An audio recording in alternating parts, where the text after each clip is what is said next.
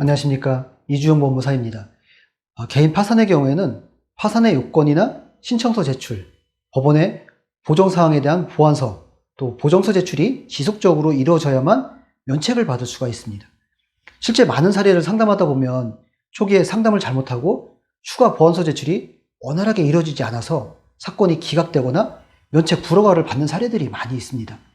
이번 시간에는 다른 사무소에서 진행하던 사건이었는데 법원의 보정서 제출 보완이 되지 않아가지고 이를 상담해드리고 보완서를 무난하게 제출해드려서 최종적으로 면책을 받은 사례를 가지고 설명드리겠습니다.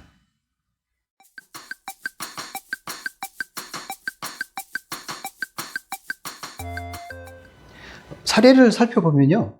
신청인은 다른 사무소를 통해서 2020년에 파산 신청을 한 상황이었는데 신청 당시에 수입이 조금이라도 있으면 안 된다는 상담을 받아서 실제 수입이 있음에도 이를 숨기고 파산 신청을 하였다고 합니다.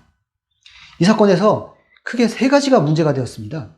하나는 소득에 관한 내용이었고, 두 번째는 부채 발생 경위와 이에 대한 소명, 세 번째는 채권자의 이의 신청이었습니다. 그 내용을 항목별로 상세하게 확인해 보겠습니다. 소득이 있으면서 이를 속이고 파산 신청을 한 사유를 소명하라는 법원의 보정이었는데요. 소득이 조금이라도 있으면 파산 신청이 불가능할까요? 항상 말씀드리지만 소득이 있더라도 그 금액이 최저생계비에 미치지 못하면 파산 신청이 가능합니다. 이에 저는 보정서를 통해서 채무자가 잘못 상담을 받게 되었고 이로 인한 법의 무지로 인해서 소득이 없는 것으로 파산 신청을 하게 된 경위를 상세하게 소명하였습니다. 또 수입이 얼마 되지 않아서 미성년 자녀를 포함해 2인 최저생계비에도 미치지 못하는 금액이 있었음을 자료와 함께 제출했습니다. 부채의 발생 경위와 돈의 사용처, 또 이를 구체적으로 발표로 정리해서 제출하라는 보정에 대해서 채무자는 부채 변제를 위해서 개를 여러 구자 들고 있었는데 이 과정에서 돈의 입출금 내역을 소명하는 것이 상당히 복잡했습니다. 그 자료도 방대했는데 이를 저는 일일이 확인하고 정리하는데 상당한 시간과 전문적 지식이 필요한 사안이었습니다.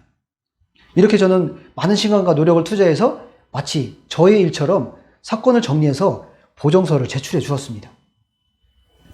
세 번째로 법원에서는 기존에 운영하던 사업장 처분과 관련해서 사업장을 운영함에도 이를 사실대로 고지하지 않고 허위 진술을 한 경위가 무엇이냐라고 보정을 했는데 종전에 운영하던 사업장의 집기등 처분에 관해서 허위 진술을 하고 그 집기등을 2020년경 운영하던 사업장에서 사용하게 된 경위를 자세하게 소명했습니다. 저는 상담을 통해서 이 부분 사실대로 진술했고 사업장을 운영하면서 채권자들이 찾아올 것이 두려워서 이를 알리지 못하게 되었고 종전에 사업장의 집기는 이사한 곳에서 동일 업종을 운영한 상황이었는데 그 집기를 살 형편이 안 되었다. 그래서 그 집기를 그대로 옮겨서 사업장에 사용하게 됐다라는 경위를 상세하게 소명했습니다. 마지막으로 채권자 이의 신청에 대해서는요. 이의 신청에 대한 답변서를 제출해 주었습니다.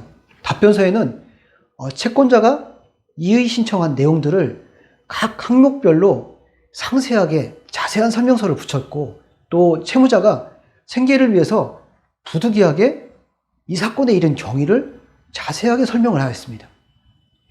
이 사건은 이의 신청을 통해서 1년이 넘게 진행된 절차였는데 제가 보정서를 제출하고 나서 일주일 만에 면책 결정을 받게 되었습니다. 사건을 진행할 때는 어느 사무소가 전문적이고 지속적으로 관리를 해줄 수 있는지 확인하는 것이 성공적인 파산을 하는 지표가 됩니다. 이상 다른 사무소에서 진행하던 사건을 의뢰받아서 보정서를 제출해드리고 최종 면책을 받은 사례를 가지고 설명드렸습니다. 구독해 주셔서 감사합니다.